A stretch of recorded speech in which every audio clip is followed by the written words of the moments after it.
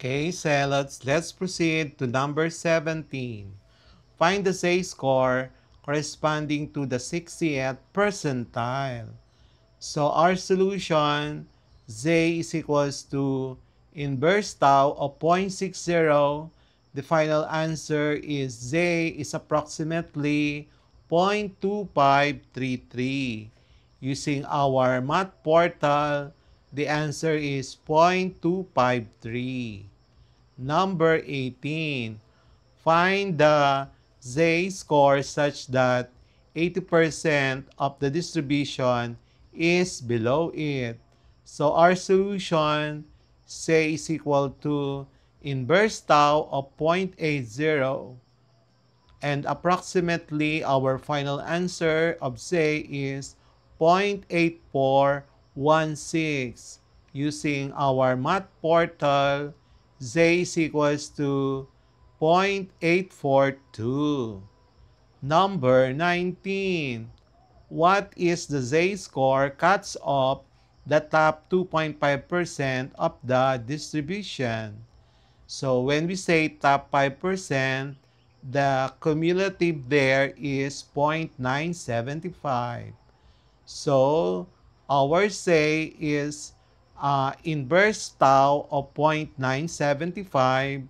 The final answer is approximately z is 1.96. Using our math portal, the answer is z is equal to 1.961. Number 20. Find the z-score that encloses the middle 68% of the distribution. So the middle 68%, the lower quartile is 0.16 and the upper is 0.84. So the z of our lower is negative 0.994, and then the upper is 0.9945. So our final answer, the z-scores is negative 0.9945 to positive 0.9945. Using wala ng portal. Okay, so MCQ for our quarter 3 data and probability lesson, Roman numeral number 12, using the say distribution to compute probabilities and percentiles. Number 1. Find z is less than or equal to 1.25. Letter A, 0.1056. Letter B, 0.8944. Letter C, 0.8023. Letter D, zero point 0.5. And then number 2, find the probability that z is greater than or equal to negative 0.85. Letter A, 0.8023. Letter B, 0.1977. Letter C, 0.8944. Letter D, 0.1056. MCQ number 3. Find the probability where z is greater than or equal to negative 1.5 but is less than or equal to 0.5. A, 0.6247. B, 0.1056. C, 0.6827. D, zero point 0.5. MCQ number 4. Find the probability of z is greater than or equal to 2.33. A, 0.99401. B, 0.009949. 0.0099. Letter C, 0.1977.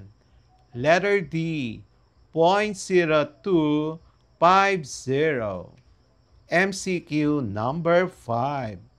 Find the probability that Z is less than or equal to negative 1.96. A, 0.9750. B, 0.1977. C, 0.0250. D, 0.0099. Number 5. Find the probability of Z is greater than or equal to negative 0.25 but is less than or equal to 1.75. Letter A, 0.5586. B, 0.6827. C, 0.6247. D, 0.1056. Number 7. Find the probability that Z is less than or equal to 0. Letter A, 0. B, 0.500. C, 0.6827. D, 0.1977. Number 8. Find the probability that Z is greater than 1.96. A, 0.5. B, 0.0250. C, 0.9750. D, 0.0099. Number 9. Find the probability that our Z is greater than or equal to negative 2.58 but is less than or equal to 2.58. Letter A, 0.6827. B, 0.9901. C, 0.8944.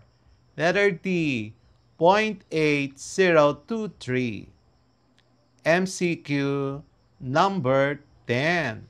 Find the probability of our standard variable Z greater than equal to negative 1.0 but is less than or equal to 1.0. Letter A, 0.6827. B, 0.5000. Letter C, 0.6247. D, 0.5586. Number 11. What Z scores corresponds to the 90th percentile? Letter A, 0.6745. B, 1.2816. C, 1.6449. D, 1.96. Number 12. What Z scores corresponds to the 25th percentile? Letter A, negative 0.6745. Letter B, negative 1.2816. Letter C, 0.2533. Letter D, negative 1.9600. MCQ number 13. Find the Z score that leaves 5% in the right tail. Letter A, 1.2816. B, 1.6449. C, 1.96. D, 2.3263. MCQ number 14. Find the Z score that leaves 2.5% in the left tail. Letter A, negative 1.645. B, negative 1.960. C, negative 0.674. D, negative 2.326. Number 15. What are the z-scores that enclose the middle 95% of the distribution? Letter A, negative 0.674 and positive 0.674. Letter B, negative 1.282 and positive 1.282. Letter C, negative 1.96 and positive 1.96.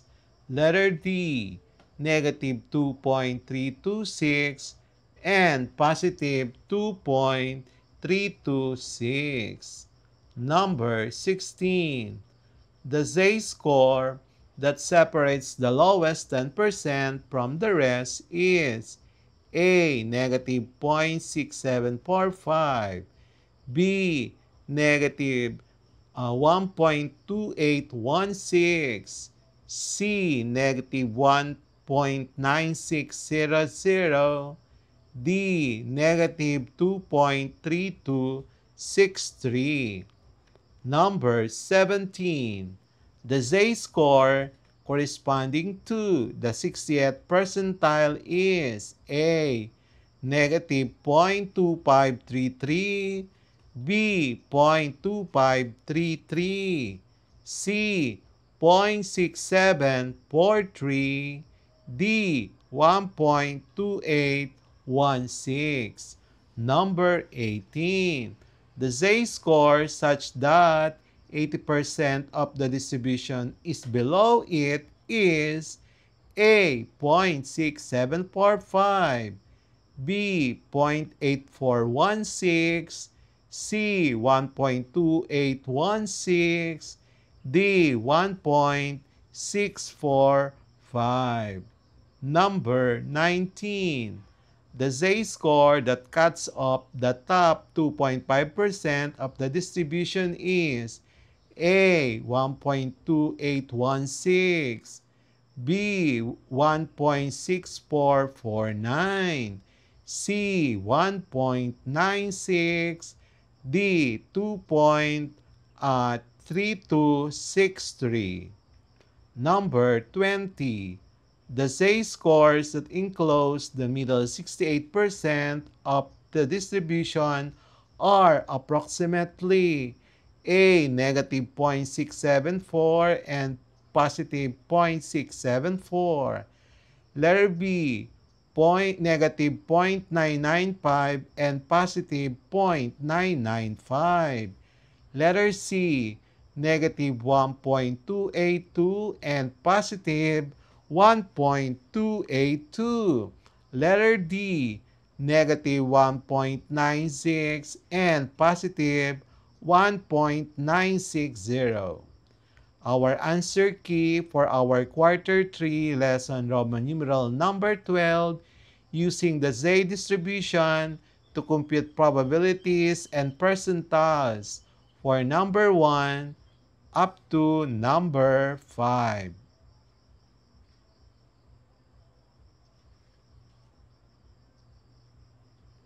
For number 6 up to number 10.